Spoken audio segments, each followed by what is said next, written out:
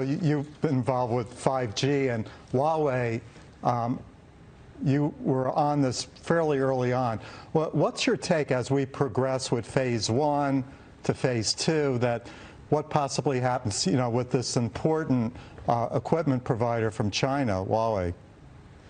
Well, they may be an important equipment provider, but think about this. This company has been indicted by the FBI, right? And they've been indicted by the FBI and indicated that they had company committees who were rewarding employees for stealing intellectual property or intellectual property theft. They violated sanctions and were trying to get equipment to the Iranian regime, and they were doing it so that they could suppress dissidents in Iran. I mean, this is a terrible. No American business would put up with this behavior in their own company, let alone do business with a company that performed like this. And what's happening is 5G is the most important step in technology in our lifetimes, even going to be bigger than 4G build-out. And you remember, 4G basically gave us e-commerce in the internet. So, and all the companies that went with it, everything from Uber to Uber Eats, all of those new tech companies that came out, it exploded the internet. You can shop on your phone while you're riding in an Uber and have Amazon deliver it to your house when you're not there. Amazing stuff. This next generation, what that was to the commercial internet, 5G is going to be to IoT. So think of medical, think of autonomous cars, all of that. This is huge. The Chinese know it. Huawei knows it. And so what they're out doing is bribing their way to success. They're subsidizing, the Chinese government is subsidizing Huawei to undercut Western valued companies.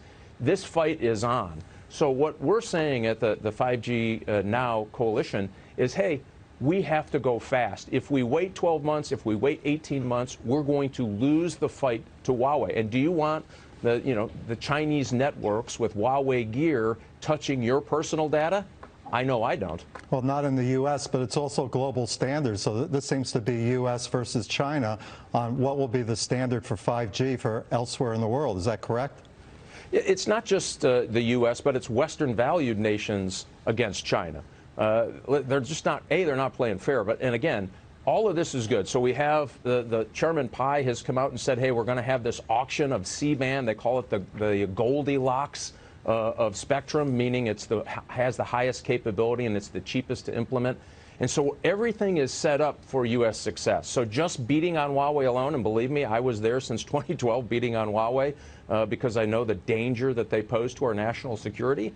But that alone won't do it. What we have to do now is unleash American innovation. And the way we're going to do that is make a quick transition from the companies who have C-band space now into this auction space so that everybody wins. And I think we can do it, but we're going to have to come together to do this. We're going to have grassroots support. We're going to have to raise awareness in Congress, the severity of this issue. We're going to have to support Chairman Pai in his efforts to get a public auction done in 2020. What's keeping us from doing it? Is it regulations? Is it, a little bit of everything. So remember about 20 years ago, the U.S. government gave licenses to companies and said, we want you to go ahead and build this C-band space out. So that resulted in 120 million homes being serviced to get their TV and their radio in this space. Everything was moving along for kind of a structured transition.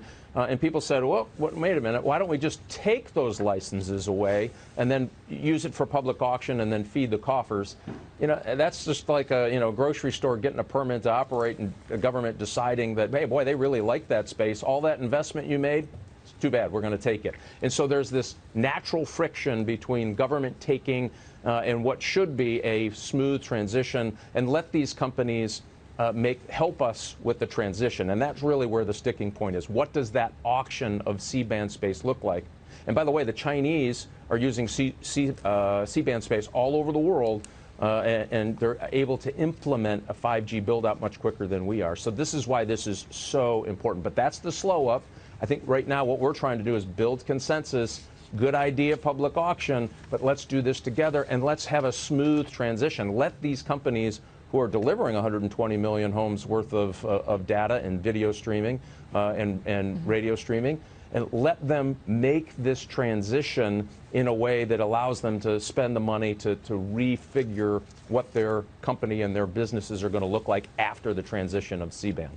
Mike, thank you for being here. Great to see Hey, you. thanks, Dagan. Mike Great Rogers. to see you.